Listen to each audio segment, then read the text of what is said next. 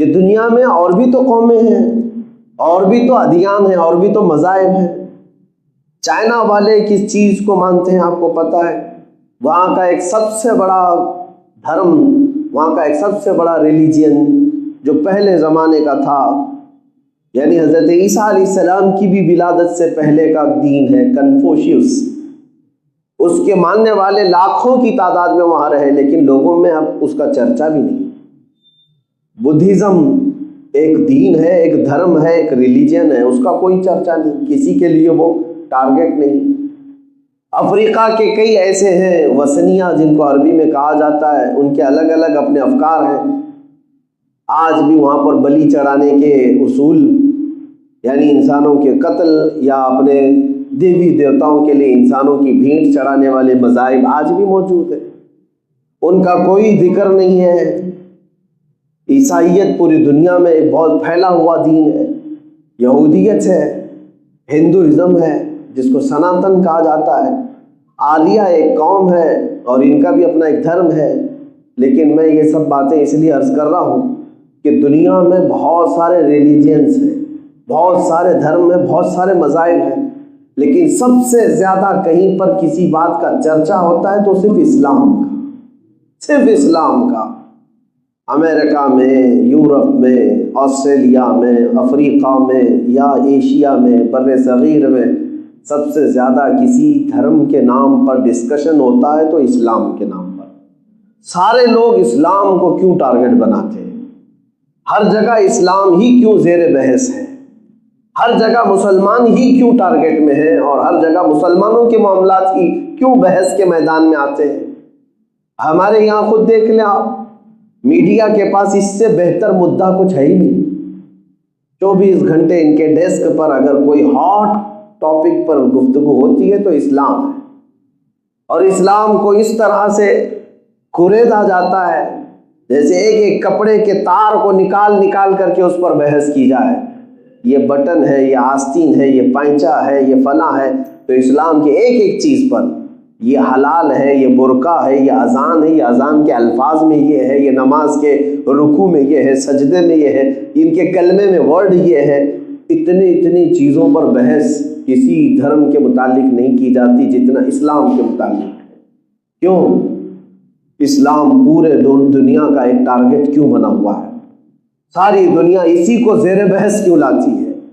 मौजू यही क्यों है? तो मेरे अजीज़ों, कुछ तो आपको भी ये जहन इस्तेमाल करना चाहिए। कोढ़ियों का कोई हसद करने वाला नहीं होता, कोढ़ की बीमारी वाले से कोई हसद नहीं करता। हसद जो है हुस्न वाले से ही किया जाता है।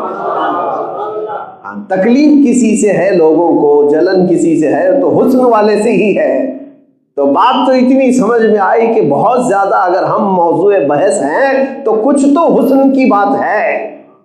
इस्लाम से कोई तो ऐसी बात है जिसकी वजह से ये सारे लोग इस पर डिस्कशन करते हैं। मैं वो हकीकत आपके सामने रखना चाहता हूँ। मेरे अजीज़ों, ये मेरा चैलेंज है पूरी दुनिया में, जो इस्लाम के अंदर रूहानियत है, जो मुसलमानों का आखिरत से ताल्लुक़ है, अल्लाह रब्बुल इज़्ज़त की बारगाह में खड़े होने का तस्वुर है, ला करके दिखाओ। किसी धर्म में, किसी दीन में ये चीज़ नहीं मिल सकती। इसलिए कि इस्लाम को पूरी दुनिया में तुम हज़ार मौजूए बहस बनाओ, लेकिन इस्लाम में आने वाला जो अपने अंदर फीलिंग महसूस करता है वो दुनिया में कहीं महसूस नहीं कर सकता, कहीं नहीं। क्यों? आज आप मस्जिद में आए हैं जुमा के लिए इतनी कसीर तादाद में, मुझे बताओ क्या इमाम तुम्हें घर से लाने गया था, या मुअज्जिन तुम्हारा हाथ पकड़ करके यहाँ लाया है, या कोई ऐसा बादशाह है जो तुम्हें डंडा मार करके घर से भेजा है? कौन है? किसने तुम्हें भेजा यहाँ पर? लेकिन जुमा की इधर अजान की आवाज़ आती है कि दौड़े दौड़े भागे चले आते। ये कौन सा खौफ तुम्हारे सीने पर है? ना बादशाह का डर है, ना इमाम का है, ना मुअज्जिन का है, ना वक्त के किसी सेठ का है। तुम खुद ही ये जो मस्जिदों की सफ़ों में खड़े होते हो, यही जो ताल्लुक़ बिल्लाह है, अल्लाह से जो ताल्लुक़ है, ये कहीं पर भी मिल नहीं सकता, ये कहीं नहीं मिल सकता। ये आज भी नहीं बल्कि हर ज़माने में मुसलमान अगर किसी बात पर मुत्तहिद रहे, वो अपने रब्बुल जलाल के से ताल्लुक़ और मुस्तफ़ा करीम की मोहब्बत पर मुत्तहिद व मुत्तफ़िक़ रहे, और यही वो ताकत है जिसको दुनिया चाहती है कि ख़त्म कर दिया जाए। यानी एक सर्वे के मुताबिक दुनिया का एक बहुत बड़ा अमीर आदमी, मैं नाम जिक्र नहीं करता, बल्कि दुनिया के सबसे ज़्यादा अमीरों में एक नाम है, उसने सर्वे करवाया था कि इंसान कितने किस्म के हैं दुनिया में। तो इंसानों की 3 किस्में उसमें शुमार की गई। एक वो लोग हैं जिनको धर्म से कोई ताल्लुक ही नहीं, यानी वो धर्म को मानते ही नहीं, वो एथिस्ट है, वो सिर्फ और सिर्फ एंजॉय करना चाहते हैं लाइफ में। यहाँ पर वो उनकी तादाद कितनी है वो भी सर्वे में आया है। और कुछ वो लोग हैं जो धर्म में बटे हुए हैं लेकिन वो फॉर्मेलिटी के तौर पर, यानी मुसलमान हैं कि हिंदू हैं कि यहूदी हैं ईसाई हैं, जो भी धर्म से हैं, एक उनको फॉर्मेलिटी चाहिए, एक नाम चाहिए किस धर्म से है, इसके लिए भी बहुत सारे लोग जुड़े हुए हैं। ये दूसरी किस्म है इंसानों की। एक तो वो है जो अथिस्ट हैं, उनको कुछ चाहिए ही नहीं, उनको नाम भी नहीं चाहिए, वो मुसलमान भी नहीं रहना चाहते, हिंदू भी नहीं, क्रिश्चियन भी नहीं, ज्यूज भी नहीं, कुछ नहीं रहना चाहते, वो एंजॉय करना चाहते हैं दुनिया में, बस लाइफ गुजारो और चले जाओ। एक किस्म ये इंसानों की। दूसरी किस्म ऐसी है वो धार्मिक तो है, यानी मजहब तो है, लेकिन फॉर्मेलिटी के एतबार से बस नाम, मुसलमान है तो मुसलमान, बस निकाह में मुसलमान रहेगा, जुम्मा में रहेगा, ईद में रहेगा, या अपने घर के किसी वेकेशन में, ओकेशन में, इस तरह से वो अपने दीन को, धर्म को वहाँ पर अमल में लाएगा। ये फॉर्मेलिटी वाले। इसी तरह हिंदुओं में भी कभी कभार घंटी बजा करके आ जाएगा, होली दिवाली में वो हिंदू नजर आएगा। क्रिश्चियनों में भी ऐसे बहुत सारे हैं। तो ये दूसरी किस्म हो गई। और तीसरी किस्म है इंसानों की, तो वो जिसने रिसर्च किया या सर्वे किया वो कहता है कि इंसानों में ये लोग हैं, दे आर वेरी डेंजरस, सबसे ज़्यादा खतरनाक लोग हैं ये। कहा कि वो कौन लोग हैं? कहते हैं एक किस्म दुनिया में ऐसी है जो सिर्फ धार्मिक नहीं बल्कि वो अपने दीन के लिए जान भी देने को तैयार होते हैं, मरने के लिए भी तैयार होते हैं, मारने के लिए भी तैयार होते हैं। और ये कितने हैं? यानी तकरीबन 600 करोड़ की आबादी में या 700 करोड़ के करीब की आबादी में पूरे वर्ल्ड की, उसने जो सर्वे किया और कहा कि तकरीबन 200 करोड़ या 100 करोड़ के 100 से 200 करोड़ के बीच ऐसे लोग हैं जो एथिस्ट हो गए अभी फिलहाल, वो किसी धर्म और दीन से ताल्लुक नहीं रख रहे। और तकरीबन 500 करोड़ के करीब लोग ऐसे हैं, 500 करोड़ के करीब लोग ऐसे हैं जो धार्मिक हैं, किसी न किसी रिलीजन से उनका ताल्लुक है, किसी न किसी धर्म से उनका ताल्लुक है, लेकिन वो फॉर्मेलिटी वाले लोग हैं। और फिर कहा पूरी दुनिया भर में 50 करोड़ या 100 करोड़ लोग भी नहीं होते जो पूरे के पूरे धर्म से ताल्लुक रखते हैं, पूरे के तौर पर, यानी मजहबी हैं। जैसे इसमें उलमा हैं, उसमें पंडित हैं, उसमें बहुत सारे जो मजहबी लोग हैं। लेकिन साथ में सर्वे में ये भी कहा गया, जिनको वेरी डेंजरस कहा गया है, जो दुनिया की छोटी सी आबादी में है, ये लोग धर्म के लिए बहुत ही ज़्यादा सख्त होते हैं, तसल्लुक है उनके अंदर, उनमें भी उसने कहा कि जिसमें पूरे के पूरे जो लास्ट वाले तबके में 90%, 10% को छोड़ के, ये सारे दीन वाले लोगों की बात है, ईसाई भी हैं, यहूदी भी हैं, सब हैं इसके अंदर जो वेरी रिलीजियस है, बहुत ज़्यादा मजहबी हैं। उनमें भी 90% ऐसे हैं जो अपने दीन पर, अपने मुकद्दसात पर, अपने खुदा पर जान देने के लिए जो तैयार है। 90% सिर्फ मुसलमान, बाकी 10% में पूरी दुनिया है। ये चीज़ जो है दुनिया कहती है कि ये जो इसका एहसास है, ये जो ताल्लुक़ है अपने रब से, अपने रसूल से, ये ऐसी चीज़ है जो इसके सामने जान से भी ज़्यादा बढ़कर के अहमियत रखती है। दुनिया अगर किसी को डराती है तो किस बात से डराती है? ये नहीं करोगे तो फांसी पे चढ़ा देंगे, अगर तुम हमारी बात नहीं मानोगे तो तुम्हें कत्ल कर देंगे। हाईएस्ट सज़ा दुनिया में मौत है, सबसे बड़ी सज़ा दुनिया में क्या है? फांसी है। मार देना है, मौत के बाद भी कोई सजा होती है? मौत सबसे बड़ी सजा है। तो वो जो सर्वे करने वाला वो कहता है कि ये वो लोग हैं जो मौत से भी नहीं डरते, जिसकी वजह से ये लोग दुनिया को खटकते हैं। इकबाल ने इसी की तर्जुमानी की थी। यूरोप ये कहता है ये फाका कश मौत से डरता नहीं जरा।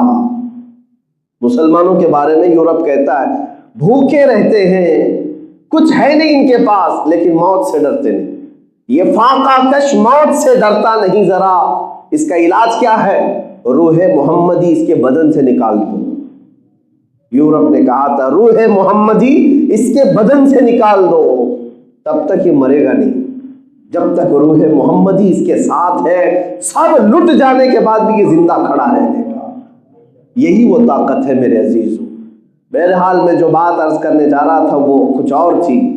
मैं तुम्हारे मुतालिक ये कहना चाह रहा था, क़यामत के करीब जो बड़ी अलामतों में से है वो दज्जाल का आना है। उससे पहले जो हालात होने वाले हैं वो जंग के जैसे हालात जो आज पेश किए जा रहे हैं। ये फील्ड हमवार की जा रही है, मैदान तैयार किए जा रहे हैं, जगह जगह पर इसी तरह के विवादित बयानात और मुसलमानों के नफ्स को, उनके नब्ज को भड़काना, उनकी रूह को तड़पाना, उनके कलेजे को तकलीफ देना, जिसको वो हुजूर पाक सल्लल्लाहु अलैहि वसल्लम से सबसे ज़्यादा मोहब्बत रखते हैं, उन मुकद्दसात को छेड़छाड़ करना, ये पूरी दुनिया में चल रहा है। और एक बहुत बड़ी चीज़ जो दज्जाल के आने से पहले होनी है, अहादीस की रोशनी में एक काम ये किया जाएगा कि जितना झूठ होगा उसको सच करके दिखाया जाएगा, और जितना सच होगा उसे झूठ बनाकर दिखाया जाएगा। इसी को दजल कहते हैं। दजल का मतलब है हकीकत पर पर्दा डाल देना, इसी से दज्जाल है। दज्जाल उसका नाम क्यों है? तो सबसे बड़ा झूठा होगा, इसीलिए मैंने मीडिया को भी दज्जाली ही कहा है अभी तक। ये जितनी है झूठ को सच करके दिखाना और सच को झूठ, ये इसको अरबी में दजल कहते हैं, दजल, और इसी से दज्जाल बना है। और उसके आने से पहले उसके चेले चपाटे पूरी दुनिया में यही काम करेंगे। सारा जितना भी निज़ाम है उसको ऐसा बनाओ कि लोगों के दिमाग में वही लगने लग जाए। दज्जाल आएगा तो क्या होगा पता है? क्या होगा? वो ऐसी ऐसी हरकतें करके दिखाएगा कि भीड़ जमा होगी उसके साथ, और वो कहेगा मैं अभी बारिश बरसा करके दिखाऊं। यूं चुटकी लेकर के बारिश बरसा देगा आसमानों से। ये दजल है, शौबदाबाजी है, लेकिन लोगों को नजर आएगा। उंगली का इशारा यूं कर दे तो जमीन से सब्जा उगने लग जाए आंखों के सामने। किसी शख्स को मार देगा और फिर उसको जिंदा करके दिखाएगा। ये इतनी बड़ी बड़ी जो हरकतें, इतने बड़े बड़े जो काम हैं, आम लोग देख करके हैरत में आ जाएंगे और उसको खुदा मान बैठेंगे, और वो गुमराह करेगा लोगों को और अपने आप को तस्लीम कराने के लिए सारे काम करेगा। लेकिन मेरे आका सल्लल्लाहु अलैहि वसल्लम फरमाते हैं जो मोमिन होगा ये सारे काम देख करके भी उसे ठुकराएगा और कहेगा मेरा रब अल्लाह है, मेरा रब अल्लाह है। मेरे अजीजों, इतने बड़े बड़े दज्जाल की हरकतों से जो बंदा टस से मस नहीं होगा वही मोमिन होगा। और दज्जाल क्या क्या नहीं करेगा। एक बात ये भी बता दूं आपको, आज जो हालात है इसमें कुछ लोग तमाशा देखने की कोशिश करते हैं, कह रहे हम भी देख करके आते हैं, हो क्या रहा है देखेंगे ना हम भी। उसमें हदीस पाक में मिलता है दज्जाल जब आएगा और वो कहीं अपनी शौबदाबाजी दिखा रहा होगा, अपने करतब दिखा रहा होगा, कुछ लोग अपने घरों से सिर्फ ये देखने के लिए जाएंगे और गुमराह हो जाएंगे। बल्कि जब वो आए तो अपने बच्चों के अंदर ईमान ऐसा रासिख करो कि हमारी आजमाइश आ गई, हमारा इम्तिहान आ गया। अगर वो तुम्हें एक हाथ में जन्नत दिखाता है, ये भी हदीस में है, एक हाथ में वो देखने के लिए कहता है तो हरे हरे बागात, खूबसूरत नदियां, नहर, नाले सब उसके अंदर नजर आएंगे और कहेगा मुझे मान लो मैं इस जन्नत में तुम्हें दाखिल करूंगा। और जो ना माने उसको एक बाएं हाथ में वो दोज़ख दिखाएगा जिसमें भड़कती हुई आग होगी, तरह तरह के उसमें अज़ाबात नजर आएंगे, और उस बंदे से कहेगा अगर मुझे तू नहीं माना तो इसमें मैं दाखिल कर दूंगा। हुजूर पाक सल्लल्लाहु अलैहि वसल्लम फरमाते हैं उसकी जो जन्नत है वो हकीकत में दोज़ख है, और उसकी जो दोज़ख है वो हकीकत में अल्लाह की जन्नत है। अगर तुझे वो आग दिखाए तो डरना मत, उसकी आग को कबूल कर ले, वो अल्लाह की जन्नत है, वो अल्लाह की जन्नत है। तू जाएगा, तकलीफ कुछ ना होगी, तू इम्तिहान में कामयाब होगा और मौला तुझे जन्नत अता करेगा। वो हकीकत में अल्लाह की जन्नत है।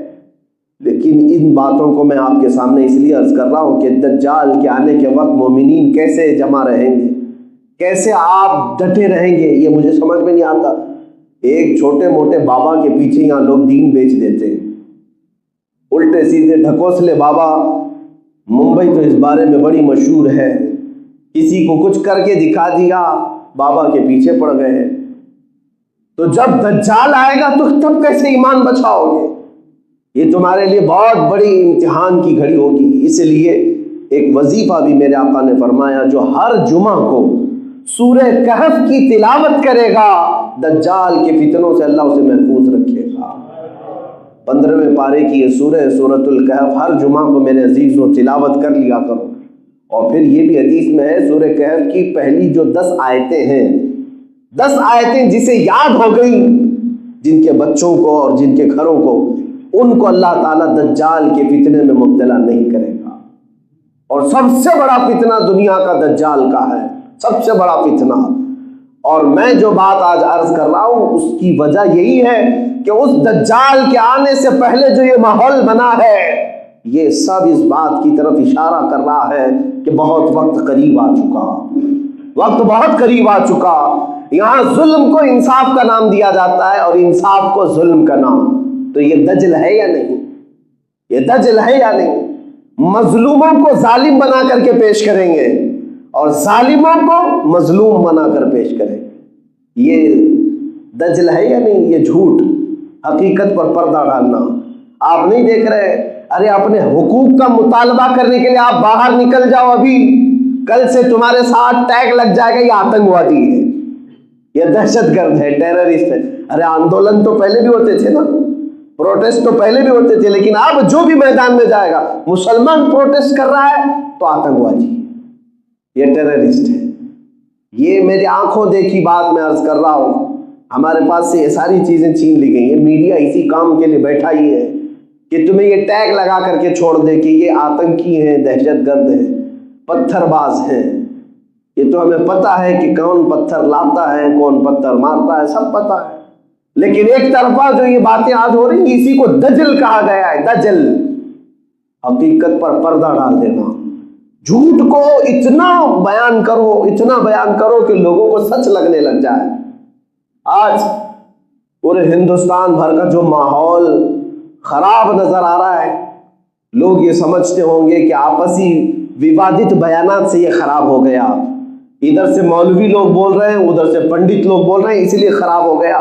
बल्कि मैं कहता हूं सबसे ज्यादा इसमें रोल जिसने अदा किया है वो मीडिया ने अदा किया है, सबसे ज्यादा। अगर ये चंद चैनल बंद हो जाएं तो पूरा हिंदुस्तान सुकून की सांस लेगा, सारे लोग सुकून से बैठेंगे।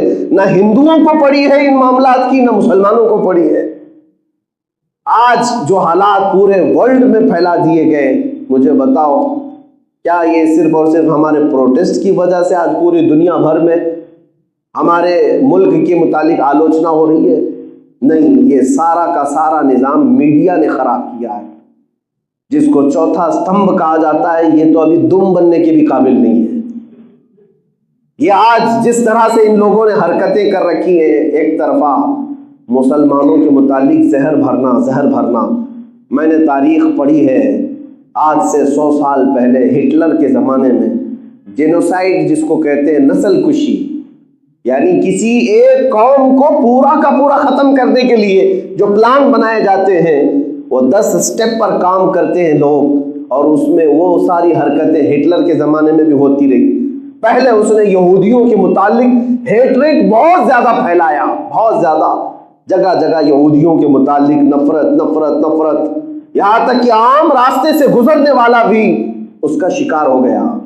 आज यही हरकतें हो रही है। नहीं, इतना बोलो कि हमारा जो हिंदुस्तान में रहने वाला सादा नौजवान हिंदू क्यों ना हो, वो देख करके डरने लग जाए। अरे ये मुसलमान है। इसी के बारे में तो सुबह से सुन रहा था, कल भी सुन रहा था ये लोग मारते हैं, ये लोग कत्ल करते हैं, ये लोग आतंकी होते हैं, दहशतगर्द होते हैं। बताओ हमारी इस इमेज को सबसे ज्यादा किसने खराब किया?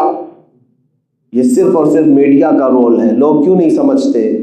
आज उन गुस्ताखों के खिलाफ तो हम खड़े हैं, लेकिन मैं कहता हूं उनकी गुस्ताखी को प्रमोट करने वाले सबसे ज्यादा ये दज्जाली मीडिया है। ये अगर आज हम नहीं समझे तो ये सब को सब ऐसे नफरत में, ऐसे जहर में घोल करके चले जाएंगे। इनका क्या होना है? इनका चैनल चल रहा है मुसलमान के नाम से, चैनल चल रहा है मस्जिद के नाम पर, चैनल चल रहा है हमारे मीनार, हमारे गुंबद के नाम पर। देखो आप, इनकी सारी रोजी रोटी मुसलमानों के नाम पर ही चल रही है। ये छोड़े तो दूसरा मुद्दा नहीं है। ये दजल है, दजल है। मुझे ये बात समझ में नहीं आती, जो हुकूमत सबका साथ सबका विकास की बात करती हो, या डिपार्टमेंट अमन की बहाली के लिए हमें मशवरे देने आती है कि मौलाना अमन कायम रखो, फसाद ना होने पाए, फितना ना होने पाए, तो क्या इनको ये सारी बातें नजर नहीं आ रही है? मीडिया में बैठे हुए लोग इतना जहर क्यों फैलाते हैं? आपने कभी महसूस किया कि इन्होंने चैनल में अपने वो भी चीजें चलाई, मैं एक्स मुस्लिम क्यों बना? एक पूरा शो चलाया जा रहा है।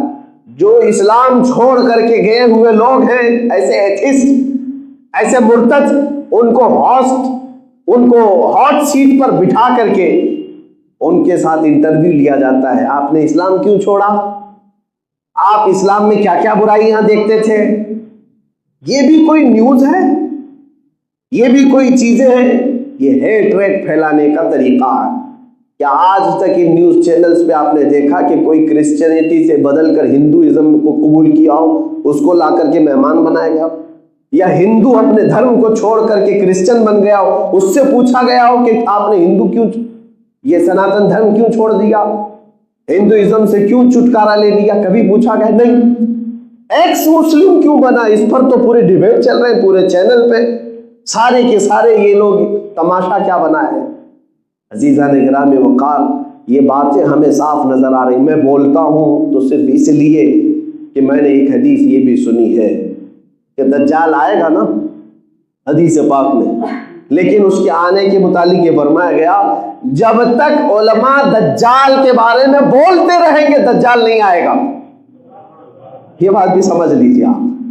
जब उसके बारे में जिक्र करना लोग छोड़ देंगे, भूल चुके होंगे, तब दज्जाल आएगा।